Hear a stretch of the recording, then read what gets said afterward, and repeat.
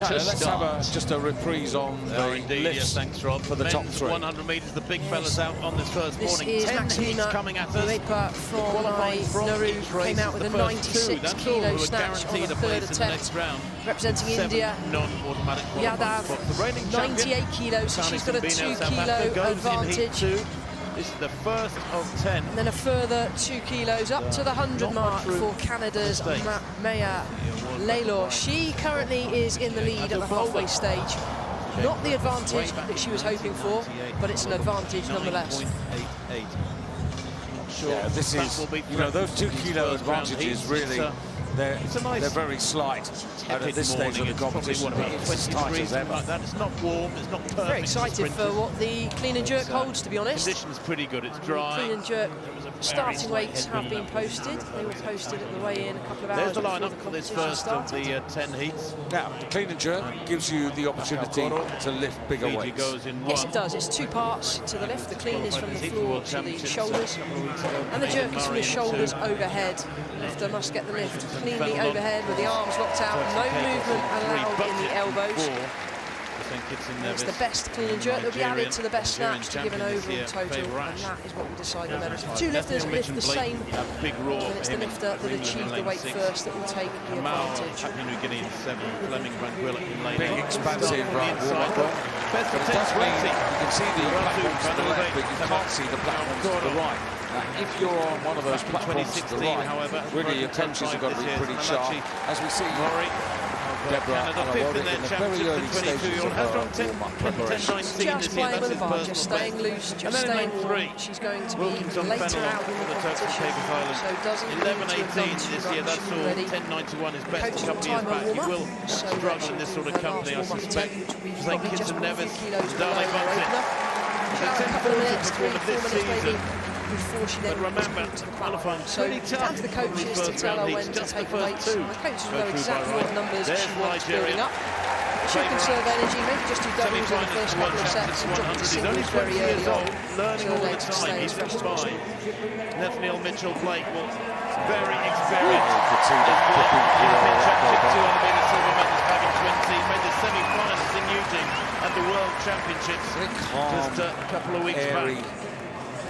Warm-up room, isn't it? I mean, it's actually quite pleasant. It is, it's lovely. And 10.77 this year, very close to every first best bar, weights, and it really is a very special setup here with only the best equipment. In lane 8, 21-year-old. All the way from Yaoundé, the capital of the Cameroons, exactly. Is this lady. Now that missed first attempt, really set her back, and then, as you rightly said, she went for 96 kilos, trying to play catch-up, and it didn't come off. Pretty good. It's actually filled up enormously over the last half hour. You've got to question whether that 6 kilo jump was a sensible jump. 50%. But it was clearly a lift that she felt she could manage. But the disappointment from the first attempt is a huge setback, and it really does hamper how far a lifter is able to progress. Their championships underway. Just 2 from this first heat of 10 guaranteed. Here we see the 90 kilos. That was the first attempt that she missed, and you can see hands go to head. And the question is, you know, what caused it? Yes, something technical. She was slightly forwards, it drifted forward, but ultimately she came to the platform out of breath, and that is a sign that the coaches have timed the warm-up incorrectly. You can still see here that she's still shaking her head, she's still dwelling on what has happened. Nothing you can do to change it. At this stage, forget it. It's done. Move on, refocus. Good start from Nigerian Ash in the green. He leads at halfway. Mitchell-Blake's got some running to do, but Ash looking superb here. And easing away to this one by half a metre. He's up 1.1. He drags Mitchell-Blake through to second place. Those two about 3 metres clear. I wonder whether that's... There was a big gap behind them, I have to say. Looking for 120, but we do know now that she is carrying an injury. 9.99 yeah, we don't know if she's carrying an injury. To what extent, we don't know. But and you know, the fact that she was able to come out 20 years old, so a growing force is favour Ash. Yeah, 86 right in the middle of the group, in lane 5, he enjoyed that. And we still come out and able to execute that. I think she surprised herself based on the reaction she gave. But let's hope she can pull something out the It back. was always going to be between lane 5 and 6. Some of the key weights here. You as can you see say, Tim, the athletes at some point in their career have gone under the magical 10-second barrier. Ash got out superbly well. Mitchell Blake was on his shoulder, was thanking the crowd, as you say, got a huge reception here in Birmingham. Look at the replay. Look at Favour Ash from Nigeria, the national champion this year, the 20-year-old. Got out, generated the speed over the first 30 metres, then did the transition and stood up tall. Chloe Wiley, a little bit of effort in there, the Nigeria. Jamaica. Closed the gap, but then thought, you know what, I've got one of the automatic qualifying spots. I've done a decent time. 10.12 to 10.14. Time to go to work. Mitchell Blake will be pleased with that. Got a personal best of 97 kilos. Our national outdoor champion over the longer distance. But the first well, she didn't make a personal best in the sack race. Let's hope that she can earn herself a personal best this time around. The bar going to 95 for her starter. The youngster gets away really well there. He studies at the University of Tennessee, so enjoys those wonderful facilities of the US collegiate system. And Favour Ash there, well, there's no doubt he was the winner, easing off, still beating Mitchell Blake. I expected Mitchell Blake to come a little bit stronger in the second half as a 200-metre specialist. You can almost put to nearly man Mitchell Blake, second in the European Championship 2018. Remember those World Championships? Well, this is a weight she has achieved. In London, he was fourth in the 200 metres there. That's the weight she did with me a couple of years ago. Chloe, you can see here wearing a gum shield. As is Ash, and they are 1 and 2. Nigeria's Favour Ash wins from Mitchell Blake in the first heat of 10. In the men's 100 metres, they go through by right. Takes the bar back a little bit, maybe in anticipation of moving a step forward. This is Archibald. She can recover from that, she can stand. Well, that's a disappointing opener. She's just checking the bar is loaded correctly. And it is. Powerful looking. That was really unfortunate. He should be okay. Well, the situation there, I mean, not ideal. Take a look. She simply lets go of the bar. I wonder what with he her hand. means It by slips out of her, putting that little bit of grasp. extra.